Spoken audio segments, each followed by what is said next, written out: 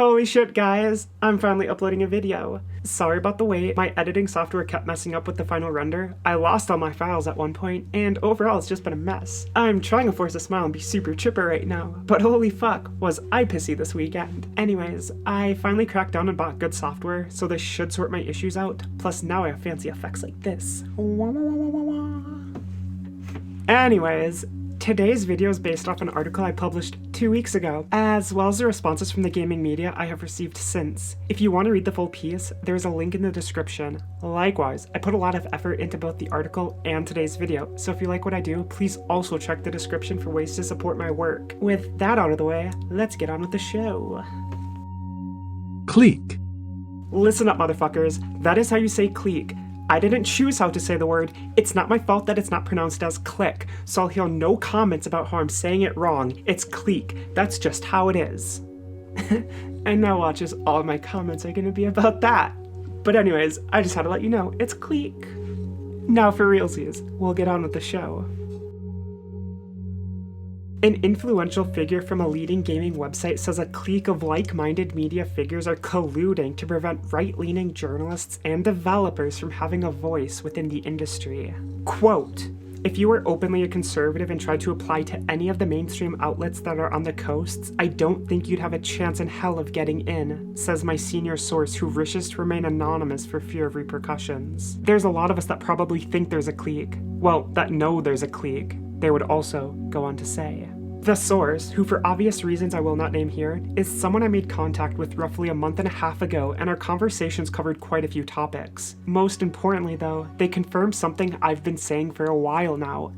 There is a clique of game journalists who dictate coverage and gatekeep the industry. To anyone who followed gaming closely in 2014, this certainly isn't news, as love him or hate him, Milo Yiannopoulos broke a major story around that time which revealed prominent figures from major websites were controlling narratives through a back-channel email group called Game Journals Pros. Fast forward to today, and the industry has only shrunk smaller, but many of the major players have all remained the same. As I have detailed many times on this channel and elsewhere online, coverage of the media is painfully one-sided. There is very little diversity of thought. It's why you'll see countless articles lambasting Ubisoft for its avoidance in specifying political messaging, but little to no articles defending the right to be neutral. The same goes for major controversies and controversies, or even calls for the industry to unionize. People such as my boss at Colin's Last Stand have pointed this out throughout the years, as have others, so it's certainly not news that the industry is lacking in point of views. This lack of diversity of thought doesn't just extend to those on the right, either. As my source made clear, centrists and even progressives who have alternate points of view are working in a climate where they're afraid to speak their real thoughts. Quote, "People won't write something, or we won't say anything on Twitter or whatever because you spew one wrong opinion and you're asking for trouble," end quote, says the source who has admitted keeping their own opinions private to avoid sanction. Unless you don't care about potential opportunities within the industry, a lot of people just don't say what they're actually thinking, end quote. After I published my piece, more people began to speak up about the last point, including Richard Hogue of Hogue Law. He was formerly a longtime supporter of the Easy Allies, and he's been quoted and sought after for legal advice from a myriad of topics within the game industry. He's been on IGN, GameIndustry.biz, and elsewhere. Even I have reached out to him. Full disclosure. When I needed to sign an NDA, I went to him for advice, and reached out to him before I published my story about the ESA leak. As he has attested publicly, I waited until the webpage was pulled before breaking the news, but that's a whole other topic. The point is, he is known within the industry, yet even he has been threatened with cancellation because of who he is willing to talk to, most notably, Colin Moriarty and myself. As he wrote on Twitter, he was warned against interacting with us and even blacklisted by others. And if they're threatening lawyers with blacklisting, think of who else the clique is silencing. It's this dominance that has directly impacted the integrity of journalism at many publications. In one example, which was described to me in detail and that I've obscured to protect my source, staff members were discussing coverage of a controversial figure who'd been wrongly punished by a gaming organization. Several members of the site objected, saying that the figure did not deserve fair coverage because they are not a good person. Their crime? Being openly right-wing. Or, as my source put it, Quote, they don't want to cover things because they don't like somebody, and that's not how you do journalism. That's blogging. For me personally, one thing that's most frustrating is the hypocrisy surrounding people within the gaming medium. The clique's power has insulated it from criticism, allowing them to get away with many of the offenses they punish others for. To cite examples, Danny O'Dwyer, formerly of GameSpot, used to drop N-bombs on Twitter.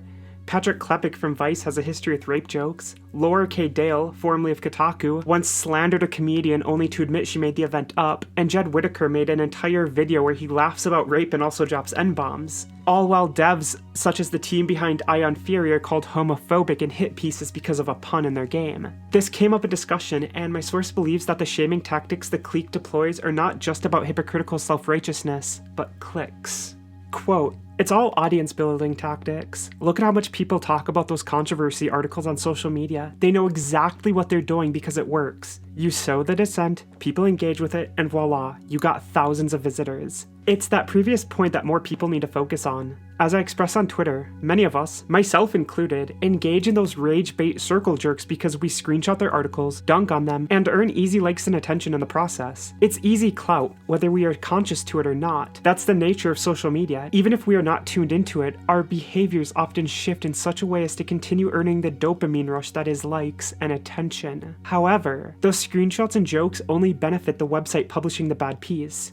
Because even with the screenshots and web archives, hundreds of people will still seek out the original article, and that will only drive clicks. They sell us the outrage, and we buy it. So if you truly want to see the industry change, then we need to step back from engaging in certain behaviors, something even I will be doing as well. The moment these sites start facing even harsher financial woes, not only will many bad actors find themselves pushed out the door, but they'll need to shift to new content as a means of surviving. We are the consumers here, and ultimately we decide what we allow to be spoon-fed to us. Back to my source in the clique, throughout our discussions, one topic came up multiple times, and the person I spoke with was especially annoyed with the clique's hypocrisy when it comes to mental health. On the one hand, mainstream game journalists will talk up its importance in the industry and within games themselves, or even set up mental health initiatives. In the next instance, they will destroy the public lives of potentially vulnerable individuals for the most minor of transgressions. Quote, people forget how dangerous it is for people with fragile mental health to be dogpiled by potentially thousands of people on Twitter, they told me.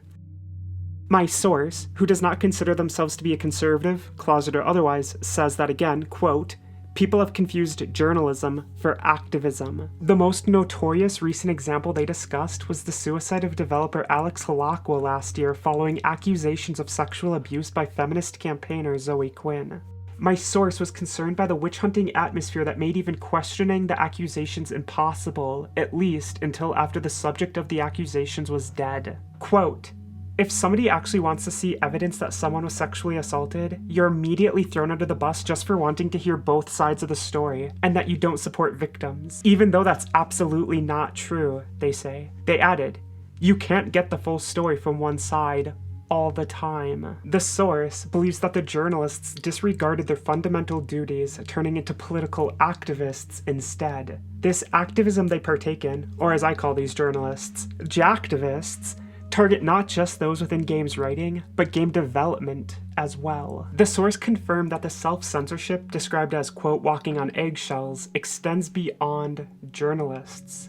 Its members will often perform Twitter deep dives to extract problematic statements, which they then use to impale careers of game developers who do not have the finances or reputation to defend themselves. Quote, they, game developers, are just as sick of the clickbait and out-of-context quotes as everybody else, end quote. They say they have been told this in person and say that this has sown mistrust between the media and game creators. Quote, a lot of times they, game developers, feel spoken for from the press, and that's not what they're actually thinking. They can't be open or honest about their actual opinions without something being ripped from them and spun in a way that is negative towards them if they're not on the same page with everybody else. This tallies with my own exchanges with sources from Arcane Studios in 2018, who said that they had to conceal their beliefs, while progressive members on the team made proud declarations such as the world would be better off without white men. The situation led to unresolved tensions within the team. As already stated at the top of the video, this won't surprise many of you. We all see the weekly smears and hit pieces, and once again, the leaking of Game Journal's pros already alerted the public to a behind-the-scenes power structure where the medium's most influential voices were dictating coverage. age, jump to present day, and appears the insider communication channels have not just been rebuilt, but made stronger, this time with much more of an activist bent. Behind the scenes, other writers are aware of what's happening, but they're afraid to speak up. Quote, "I think you'd be surprised by how many writers can't stand the clique in the space. Most won't say anything because they need the work, you know? It sounds cowardly, but there's definitely a lot of fear in the space that people will get cancelled for speaking out against a lot of what's going on." End quote. Perhaps in time, more will be brave enough to speak out about the suffocating conformity or even to publish contrary views. But for the moment, it's about bending the knee to the clique, or else. How the balance shifted entirely in one direction and entirely to one group is due to just numbers, as my source would say. Quote, "They control the messaging, and they have the influence, and paint themselves as these moral grandstanders, and anyone that's not in line with that are pushed out to carve their own niche." Originally, had things gone to plan, this video would have ended there. I'd have shared the contents of the article in a nice video package, and that'd have been that. I've come to expect that my articles tearing into the problems within the gaming medium will only be shared among those that typically already agree with me. That, in my experience, can be the downside of being an alternative source of journalism. I've actually broken quite a few stories wide open, often with the help of sources I've been able to touch base with. As the media trashed Ion Fury, I made contact with the devs and got to the bottom of what actually happened. Similarly, I had a source from Zoe Quinn's Kickstarter project who helped me prove that it's a failed project. And I've done quite a few other major stories in my short time within the medium. Yet the only time mainstream writers took notice is when I broke the ESA leak, as they used that as a launching point to smear my name. Being the leak had industry-wide repercussions, I couldn't just be ignored in that instance, so they used it as an opportunistic moment to trash my existence. But outside of that, I've often been ignored by the very people I sometimes call out. That's why it was surprising to witness the reaction to the article this video is based. The clique came out in full force to shut it down. Yet by doing so, they only proved my article correct. Because instead of fighting with all of them, I decided to just ask one simple question. And nobody could give me an answer. Enter hashtag just one name. As journalists mocked and downplayed my article, I gave them a very easy out to disprove it. If the premise is wrong, and people aren't being barred writing gigs because they don't align with the ideologies of those in positions of power within the medium, then certainly they could tell me the name of just one single openly right-leaning individual at a mainstream gaming website. Right? I mean, in theory, that'd go some distance towards killing my core argument. I know when people are wrong, the best thing to do to belittle their stance is to prove that they are in fact wrong. Yet in this instance, nobody could. Instead, I was smeared and my name dragged through the mud. Writers from mainstream websites, and even an admin from Reset Era, claimed I intentionally and maliciously broke the ESA leak as to get 2,000 people doxxed, ignoring that the ESA story has nothing to do with this one. But yeah, fuck them. Anyways, as I would point out online, that's a dangerous claim to make. It actually puts me at risk, for if someone was to believe them, they might actually want to seek revenge. It's also 100% false. I had friends that got doxxed due to the ESA's mishandling of information. I've also been incredibly transparent as to the events of the night I discovered the file. You can discover for yourself in this video on my channel right here. I released emails, phone calls, messages, and more, all to show that I did work hard to contact the ESA and other journalists. Yet facts don't mean much to those who'd rather just lie. Most galling of all is that some of the people engaging in the worst smears, they work for or are associated to an organization that touts the importance of mental health. Yet here they are, making up lies and putting me at personal risk. I actually pointed this out, though I never tagged the organization in question, which speaks volumes when that org then went ahead and blocked me. It's this hypocrisy that my source specifically talked to me about. Yet here these people are, screaming that my article is false as they prove what my source told me. This occurred in other instances too. Multiple people from within the industry went on to say there is no clique, while also saying no one wants to work with bigots and assholes. Even PR from Epic Games went with this narrative, the implication being that they think everyone on the right is one of those things, hence they're not getting jobs based off that stereotype. So let me get this straight. No one is being barred from careers due to politics, but at the same time they are? Yeah, you sure proved me wrong. Though my favorite is the guy who compared my argument to that of looking for ghosts, not realizing that, as one of my longtime followers so eloquently put it, thinks right-wing games writer is as hard to find or as unlikely to exist as an actual ghost. Doesn't see what this demonstrates. I may have many enemies, but clearly they're not the brightest. As the piece was circulating online, I decided to ask the naysayers from within the industry just that one simple question, which was, once again, if there is no clique barring ideologically diverse individuals from gaining access to the industry, then please just name one single openly right-leaning individual from a mainstream gaming website. Of the many people I asked, not a single one ever gave me a name. Some had roundabout answers to avoid completely answering it. Others would go on to call my article a conspiracy theory, while also blocking anyone who even politely asked how. The Reset Era admin said he could provide an answer, but he just wouldn't because that would lead to more conspiracies. I guess? He runs Reset Era, he's not all mentally there. Likewise, another guy who've now seen pop up a few times in this video also suggested he could answer my question, but he just didn't want to. And then I got similar variations of these exact same responses from other people as well. It really does say a lot that instead of answering what should be an easy question, I was attacked in the ways that I was. The very article details how they use dogpiling tactics to silence others, and that's what they attempted to do to me. Thankfully, I'm a stubborn and hard-headed bitch, and so I put up with it. But to people not accustomed to being smeared and trashed, this stuff adds up, and quickly. A lot of people can't put up with it, and there's times where I slightly struggle, and I'm used to this. So these tactics do keep people quiet, and that is what they hope to do to me.